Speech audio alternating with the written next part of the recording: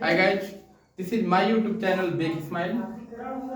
दोस्तों, bake smile पर आपका स्वागत है। दोस्तों, आज के इस वीडियो में हम नया चैप्टर स्टार्ट करने जा रहे हैं। इसका नाम है मानव जन्म, ह्यूमन रिप्रोडक्शन, यानी कि मानव में जन्म कैसे होता है। इस बात की अगर चर्चा करें तो जो मानव होता है एक लिंगी प्राणी होता है। कैसा प्राणी होता है? एक लिंगी। एक लिंगी प्राणी से तात्पर्य ये है कि मानव में मेल एंड फीमेल या कहले नर तथा मादा, स्त्री व पुरुष दोनों सेपरेट बॉडी में पाए हैं, या ये कह लो कि दोनों की शरीर अलग अलग होती है। फीमेल अलग शरीर में होती है, मेल अलग शरीर में होता है। तो अगर बात करें तो इसमें जनन क्या होगा? मोस्टली दोस्तों, जो जीवधारियों में लैंगिक जनन होता है वो एक लिंगी प्राणियों में ज्यादातर होता है। तो अगर एक लिंगी प्राणी है तो उसमें जो जनन का प्रकार होगा वो लैंगिक जनन है। तो इस प्रकार मानव एक लिंगी प्राणी होने की वजह से इसमें लैंगिक जनन की प्रक्रिया होती है। इसमें ना तो केवल फीमेल और ना ही मेल, दोनों में से कोई एक संतान की उत्पत्ति अकेले ही नहीं कर सकता है। यदि किसी भी संतान की उत्पत्ति करनी है तो मेल और फीमेल दोनों की भूमिका अनिवार्य होती है।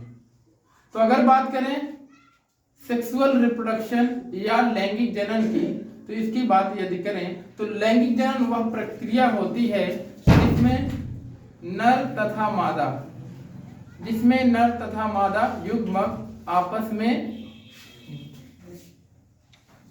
मिलकर जाइगोट का निर्माण करते हैं, जिसके फलस्वरूप नई संतान बनती है। इसी प्रक्रिया को लैंगिक जनन कहते हैं। लैंगिक जनन की इस प्रक्रिया में यदि हम आगे बात करें तो नेक्स्ट टॉपिक आता है लैंगिक द्विरूपता, यानी सेक्सुअल डाइमॉर्फिज्म। सेक्सुअल डाइमॉर्फिज्म या लैंगिक द्विरूपता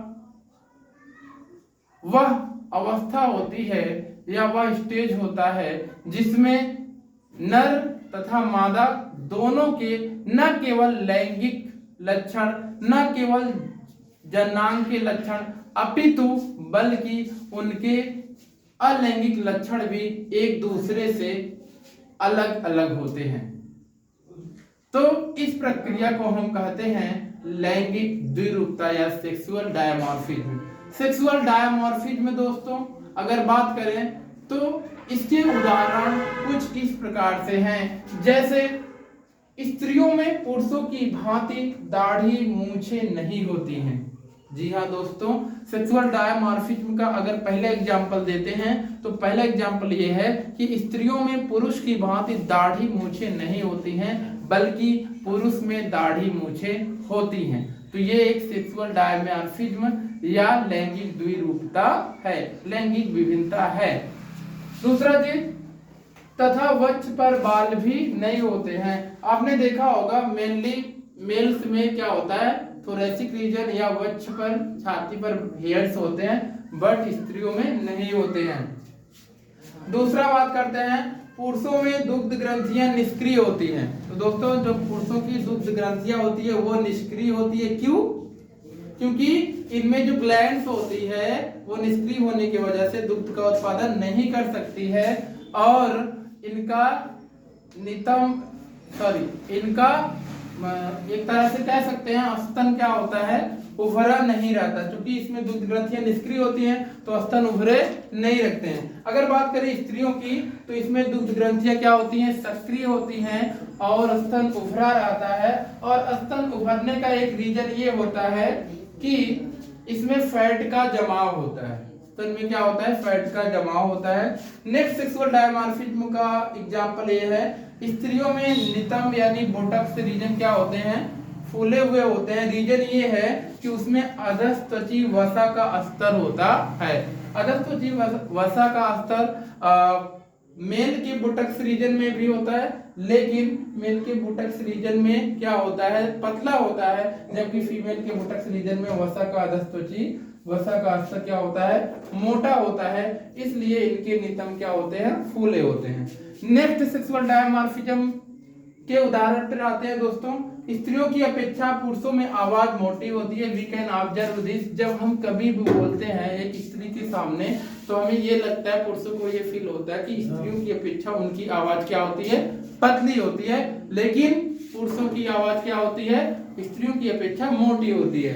तो इस प्रकार से स्त्रियों की अपेक्षा पुरुषों में आवाज क्या होती है, मोटी होती है, तथा पुरुष उद्यमशीलता अधिक होती है। पुरुषों में जुगुप्सा या उद्यमशीलता की चीजें अधिक होती हैं।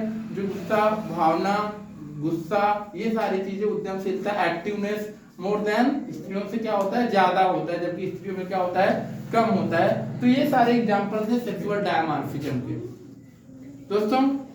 तो सेक्सुअल डायमॉर्फिज्म की अगर बात कर ले और डिफिनीशन की, तो सेक्सुअल डायमॉर्फिज्म का मतलब इतना हिस्सा है कि स्त्री और पुरुष दोनों के लैंगिक लक्षण, उनके जन्नांग के लक्षण ही नहीं बल्कि उनके अन्य दैहिक लक्षण भी एक दूसरे से डिफरेंट होते हैं, भिन्न होते हैं, जिसे हम लैंगिक द्विरूपता या सेक्सुअल डायमॉर्फिज्म कहते हैं। तथा अगर लैंगिक जनन की बात कर लें तो दोस्तों मेल और फीमेल दोनों में क्या होता है, युग्मकों का निर्माण होता है। जैसे युग्मक क्या होता है, युग्मक देखो दोस्तों, जो आपका ओवरी होता है वो फीमेल में होता है और टेस्टिस क्या होता है, मेल में होता है। तो टेस्टिस से क्या होता है, स्पर्म का निर्माण होता है और ओवरी से क्या होता है, एग का निर्माण होता है। तो एक प्रकार का फीमेल युग्मक है और स्पर्म क्या होता है, मेल युग्मक है। तो इन दोनों युग्मकों के संलयन से मिलने से क्या होता है, जाइगोट बनता है और जाइगोट आगे चल करके भ्रूण बनाता है और यही भ्रूण गर्भाशय के अंदर रोपित हो जाता है, जिससे क्या होता है, एक नए बेबी का निर्माण होता है।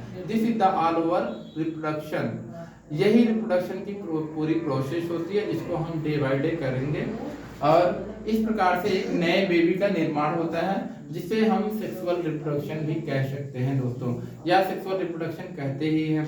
तो नए बेबी का जब निर्माण होता है तो न्यूबॉर्न चाइल्ड क्या होता है, नश्वर में आ जाता है। और जनन का मतलब केवल इतना ही होता है, कोई भी जीवधारी अपने ही समान संतान उत्पन्न करे, तो इसी प्रक्रिया को हम जनन कहते हैं। तो दोस्तों होप यू गाइस वीडियो पसंद आया हो। Thank you and have a nice day.